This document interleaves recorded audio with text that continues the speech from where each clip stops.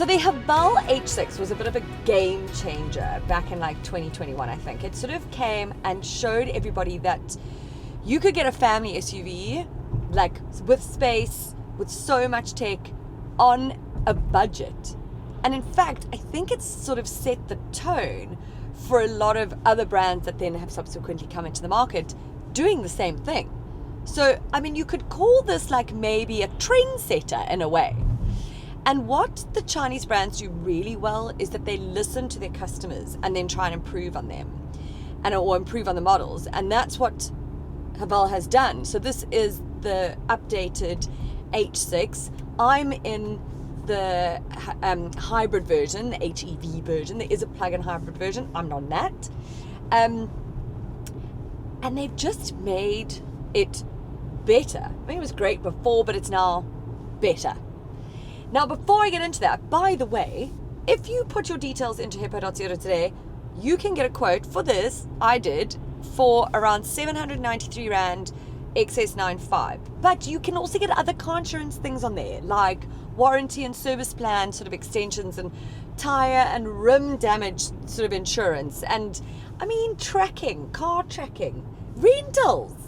Guys, it's got everything. Now, GWM is probably hitting about legacy status here, like some of the other brands. They've been in South Africa 18 years. They're in like the top 10 sales charts and stuff. And so it is a brand that South Africans have certainly started to trust and trust more and more. And so I think they should. Please turn seat heating off. Sure, I'll turn off seat heating in the driver's seat. Now, I'm going to talk about this infotainment system and all that goes with it and everything in a second. And that was just an example of how great the voice control works. So if you like voice control, yay, you're going to love it. Okay, so now the updates is like there's a new bumper, new grille, new LED signature lighting sort of thing. And one thing they have really changed on the rear. So I love a solid LED strip across the boot, but it has been very much done now, and I think everyone's like, okay, we've seen it. So GWM goes, nap, let's split it in the middle, rather let's not have that, separate it and have a lovely GWM logo in the middle. And it looks quite nice, actually. It's a very nice looking car. They all now also have 19-inch black alloys on them, which also just make it look all slick, you know.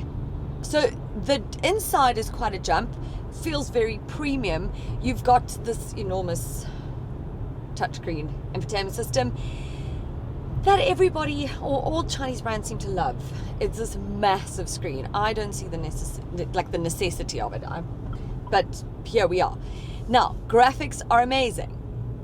The problem is, and it's not just exclusive to this is just one of them, but it's not as functional and as user-friendly as I'd like it to be. So, for a couple of reasons.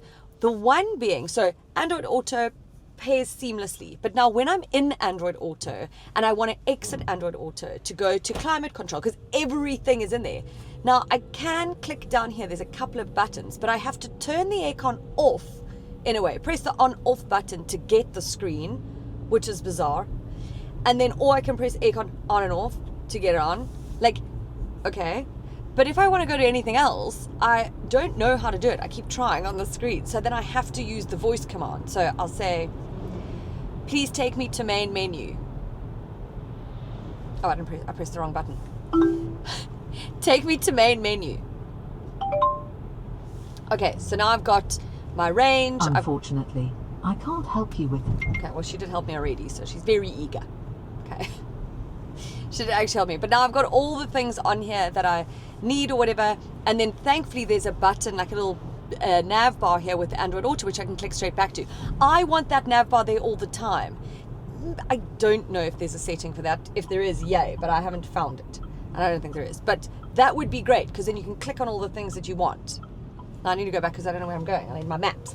The other thing is, every time you turn, it puts on this 360-degree camera. I don't know if you can turn that off. I would.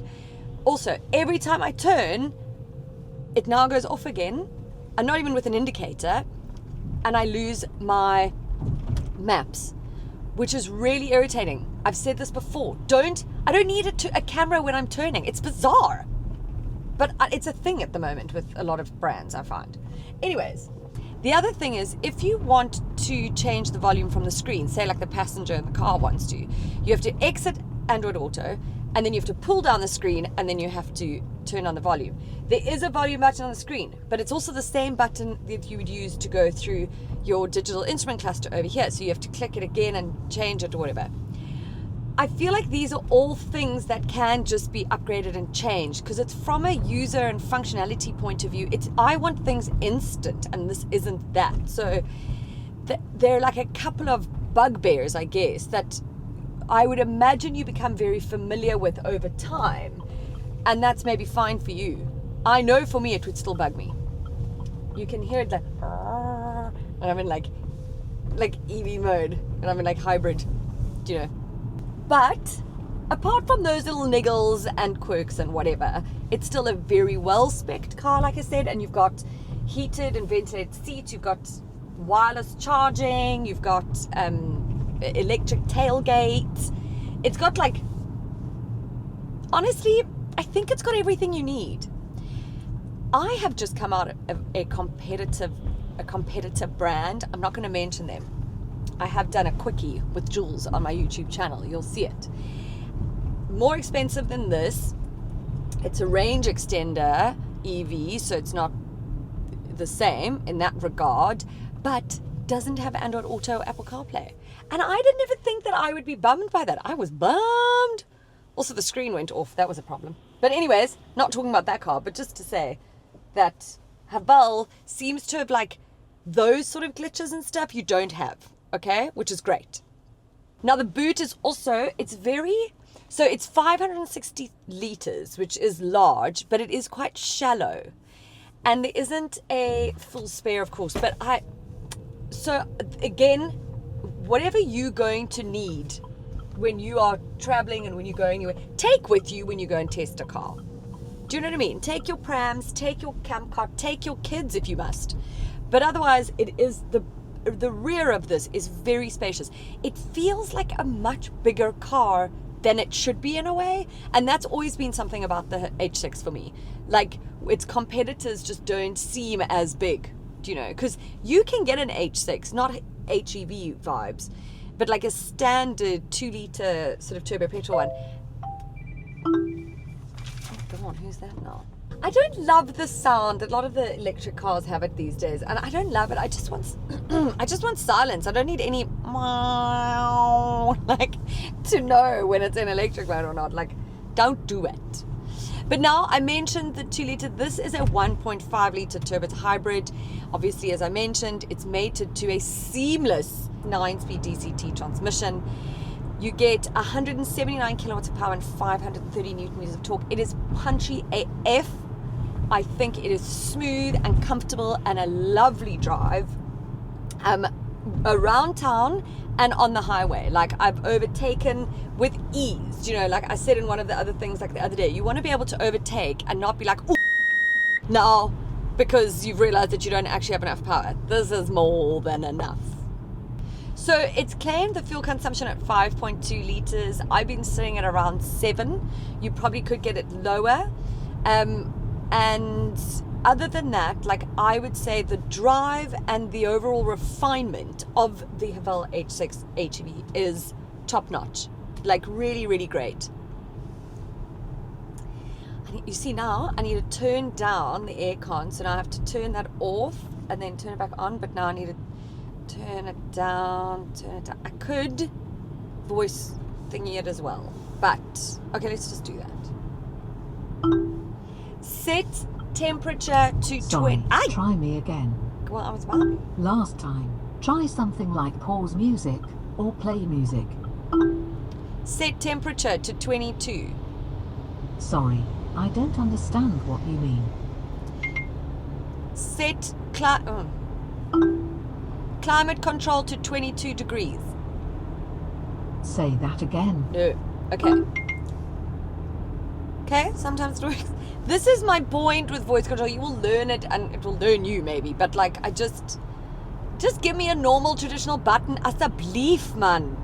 If you want more performance, which I don't think you need, but then you can go for that plug-in hybrid, that GT.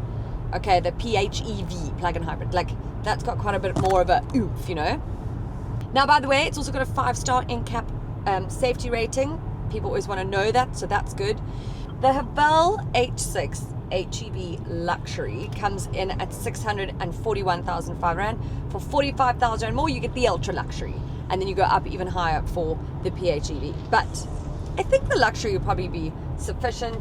You can look at the spec grade between them, you know, online as well. You'll find all the information there. Now, the competitors are things like, I suppose there's like a Toyota Corolla Cross Hybrid, obviously, a little bit cheaper even, but not as big. This is and not as punchy as this. You also could look at possibly even at a RAV4 hybrid, maybe the bottom sort of like entry into it. The C-Line 6 would be the, you know, maybe a little bit more pricey there. And then maybe the JQ J7, those are all the plug-in hybrid versions and stuff. I think what's happened now, the market has changed so much since the H6 came into it back in the day. Not even that long ago, 4.5 years. There are so many options now, and I've actually just had someone message me this morning to say they're looking at a Cherry Tiggo 7, a Haval H6, a JQ, Jetour J7. They are looking at, and they don't know what to do, and they're asking for my advice and my recommendation. And I'm like, to be honest, they each have their pros, they each have their cons, like any car, but they're all quite similar now, and it's, you know, many of them have like upped their game from like when we first started seeing some of these cars coming into the market. So it's a really tough one. I'm always like, take it for a drive, take your stuff with it and see how you go. But I think that Haval have just made this better and better, and it's in its like next iteration, which you always want, because like some of the other stuff has been ironed out. There's still a few things that need to be ironed out, a few user and functionality things that are a bother, but if you can get past those, it's really a great car.